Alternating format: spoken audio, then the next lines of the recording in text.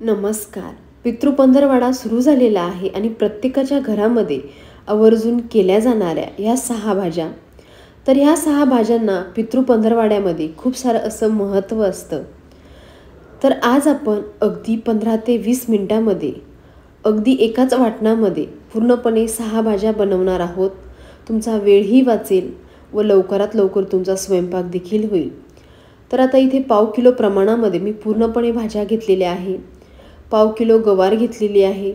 छोट्या आकाराची इथे मी मेथीची गड्डी साफ करून व त्यानंतर धुवून देखील घेतलेली आहे. इथे मध्यम आकाराचे मी 3 बटाटे घेतलेले आहेत. तर आता इथे पूर्णपणे मी पाव किलो कारले घेतलेले आहेत. त्याचबरोबर भेंडी घेतलेली आहे आणि पाव किलो प्रमाणामध्ये मी लाल भोपळा घेतलेला आहे. आता पूर्णपणे भाज्यांचं जे प्रमाण आहे तुम्ही कमी किंवा जास्त देखील करू शकतात किंवा मग कमी देखील करू शकतात. आता ह्या पूर्णपणे ज्या भाज्या आहेत त्या मी कापून घेतलेल्या आहे. भेंडी, गवार, बटाटे उकडून घेतलेले आहे, लाल भोपळा चिरून घेतलेला आहे व कारले चकत्यांमध्ये असे कापून घेतलेले आहे.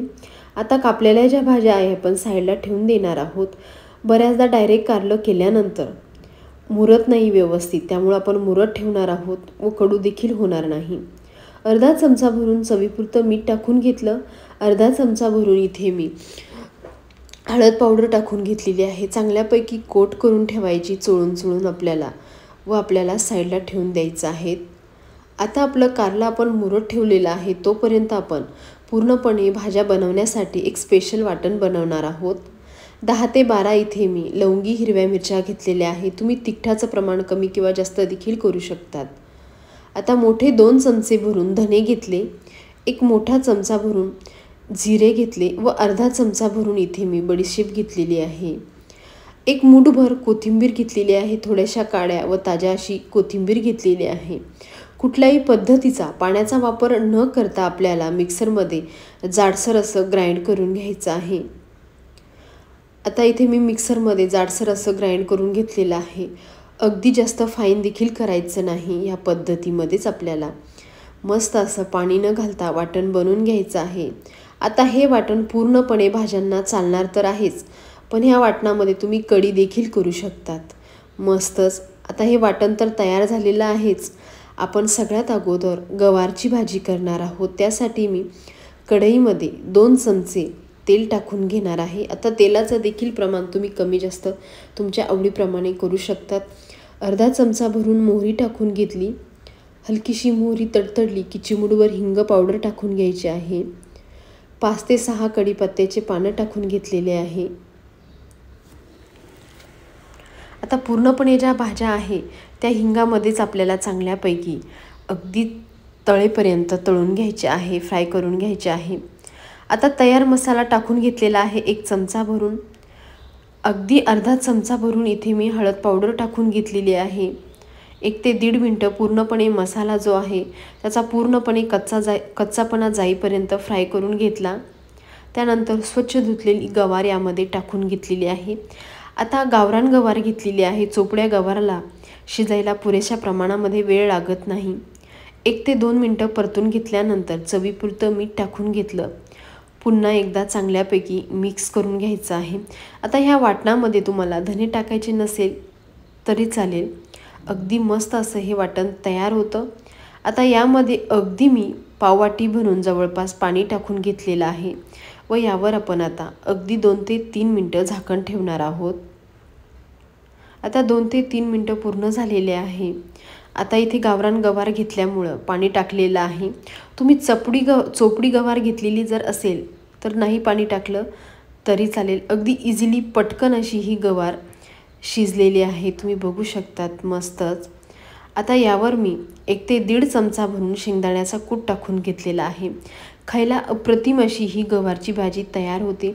अगदी थोडीशी इथे कोथिंबीर टाकून घेतलेली आहे व चांगल्यापैकी इथे मी पूर्णपणे गवारची भाजी मिक्स करून मस्त अशी अवघ्या 5 ते 10 मिनटामध्ये तयार झालेली आहे. आपण साईडला ठेवून देणार आहोत. आता दुसऱ्या कढईमध्ये 2 चमचे भरून तेल टाकून घेतलेलं आहे. अगदी अर्धा चमचा इथे मी मोहरी टाकून घेतली. चिमूटभर हिंग टाकून घेतलेला आहे. अगदी अर्धा चमचा भरून मोहरी टाकून घेतली. तयार वाटण आपण इथे 1 चमच्याला कमी टाकून घेतलेलं आहे. आता चांगल्यापैकी मिक्स करून घ्यायचं आहे आपल्याला. इथे मिक्स केल्यानंतर जी कापून घेतलेली जी भेंडी आहे ती आपण यामध्ये टाकून घेणार आहे. आता वाटण हे बऱ्याचशा प्रमाणामध्ये तिखट असल्यामुळं घरामध्ये लहान मुलं असतात आणि लहान मुलांना भेंडी आवडते, त्यामुळं मी हे वाटण जे आहे ते कमी वापर केलेला आहे. आता सतत हलवत मी इथे पूर्णपणे मिक्स करून घेतलेलं आहे. सुरुवातीला कुठल्याही पद्धतीचं झाकण ठेवलेलं नाही, कारण बऱ्याचदा झाकण ठेवलं की मग भेंडी चिवट होते. इथे आता मी अगोदर 2 मिनटं अगदी परतून घेतलेली आहे. त्यानंतर मीठ टाकून पुन्हा एकदा 1 मिनटभर भेंडी परतलेली आहे. चांगल्यापैकी शिजलेली आहे आपली भेंडी. आपण एका डिशमध्ये काढून घेणार आहोत. आता आपण तिसरी भाजी बघणार आहोत. त्यासाठी मी कढईमध्ये 2 चमचे तेल टाकून घेतलं. अर्धा ते 1 चमचा भरून जवळपास मी इथे जिरे टाकून घेतलेले आहे. आपण आता मेथीची भाजी बघणार आहोत आणि जास्त वाटणाचा वापर करायचा आहे, कारण मेथीची भाजी थोडी तिखट केली तर अतिशय चविष्ट अशी ही लागते. त्यामुळं 2 चमचे इतकं भरून मी इथे वाटण टाकलेलं आहे. स्वच्छ धुवून घेतलेली आपण पूर्णपणे जी मेथीची भाजी आहे ती यामध्ये टाकून घेणार आहोत व चांगल्यापैकी परतून घेणार आहोत. आता तुमचं वाटण थोडं कमी तिखट असेल तर ह्या वाटणाच्या तेलामध्ये तुम्ही हिरव्या मिरच्याचे काप देखील टाकू शकतात. आता शक्यतो पालेभाजीला आपण कुठल्याही पद्धतीची हळद वापरत नाही आणि हळद वापरली की मग भाजीचा जो कलर आहे तो चालला जातो. हळद न वापरता भाज्या केल्या पालेभाज्या की अगदी हिरवागार असा रंग देखील येतो भाज्यांना. आता कमी प्रमाणात झालेले आहे आणि मिठाचं जे प्रमाण आहे ते पूर्णपणे आपल्याला भाजी कमी झाल्यानंतरच टाकायचं आहे, जेणेकरून भाजीची जी क्वांटिटी आहे ती कमी देखील होते. आता यावर आपण अगदी 1 ते 1.5 मिनटं झाकण ठेवून घेतलेलं आहे. हलकीशी वाफ काढून घेतलेली आहे. तर भाजीचं आपल्याला प्रमाणामध्ये मीठ टाकता देखील येतं. इथे आता मी चवीपुरतं मीठ टाकून घेतलेलं आहे. अगदी अर्धी अशी क्वांटिटी तयार झालेली आहे पूर्णपणे मेथीच्या भाजीची. तुम्ही पाहू शकता तिथे चांगल्यापैकी इथे मिक्स करून घेणार आहोत. आता पूर्णपणे देठासहित काड्यासहित मी इथे पूर्णपणे मेथीची भाजी घेतलेली होती. बघूयात शिजली की नाही. आता हातावर मॅश करून बघितलं देठ ते लगेच मॅश होत आहे, याचा अर्थ समजून जायचा मस्त अशी ही मेथीची भाजी शिजलेली आहे. आता 1 ते 2 चमचे आपण शेंगदाण्याचा भाजलेल्या दाण्यांचा कूट टाकून घेणार आहोत. आवडीप्रमाणे तुम्ही स्किप केला तरी चालेल, पण टाकल्यानंतर अगदी प्रॉपर अशी मेथीच्या भाजीला चव देखील येते व खायला अप्रतिम लागते. आता चांगल्यापैकी मिक्स करून घेतलेली आहे. मिक्स झाल्यानंतर आपण पूर्णपणे आता गॅस बंद करणार आहोत व एका डिशमध्ये काढून घेणार आहोत. आता मेथीची भाजी तयार झाल्यानंतर पुढची भाजी बघूयात. एका कढईमध्ये पुन्हा एकदा मी 2 चमचे तेल टाकून घेतलं. अर्धा चमचा भरून जिरे टाकले. अगदी चिमूटभर हिंग टाकलेलं आहे. आता पूर्णपणे मिश्रण जे आहे आपल्या जिऱ्याचं आणि हिंगाचं चांगल्यापैकी मिक्स करून घेतलं. तयार वाटण इथे मी 1 चमचा भरून घेतलेलं आहे. आता वाटणाचं जे प्रमाण आहे तुम्ही 1 चमचे किंवा 2 चमचे देखील वापरू शकतात. आता माझं हे पूर्णपणे वाटण चांगल्यापैकी तिखट झालेलं आहे. आता इथे मी लाल भोपळ्याचे जे काप आहे अगदी छोट्या छोट्या आकारात केलेले आहे, जेणेकरून लवकरात लवकर शिजल्या देखील जाईल. आता आपल्याला तयार मसाल्यामध्ये चांगल्यापैकी मिक्स करून घेणार आहोत आपण पूर्णपणे इथे. तर तुम्ही पाहू शकता तिथं पूर्णपणे मी मिक्स करून त्यानंतर चवीपुरतं मीठ टाकून घेतलेलं आहे.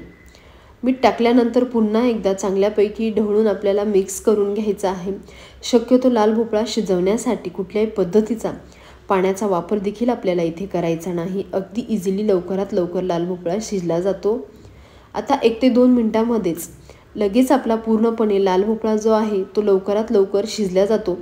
पाणी टाकलं की मग त्याची जी टेस्ट आहे प्रॉपर ती चालल्या देखील जाते. त्यामुळे शक्यतो पाण्याचा वापर न करता आपल्याला इथे पूर्णपणे लाल भोपळा शिजून घ्यायचा आहे.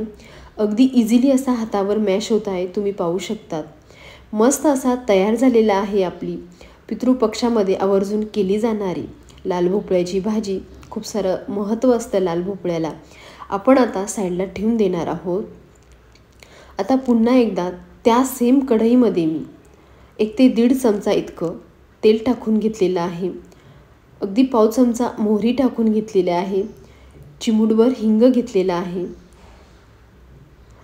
आणि 4 ते 5 कढीपत्त्याचे पानं देखील घेतलेले आहे.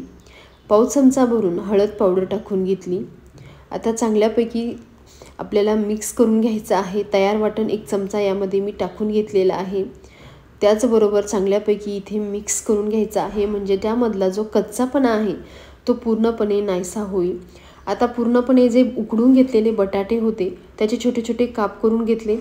चवीपुरतं मीठ टाकून घेतलेलं आहे व चांगल्यापैकी इथे पूर्णपणे मिक्स करून देखील मी घेतलेलं आहे।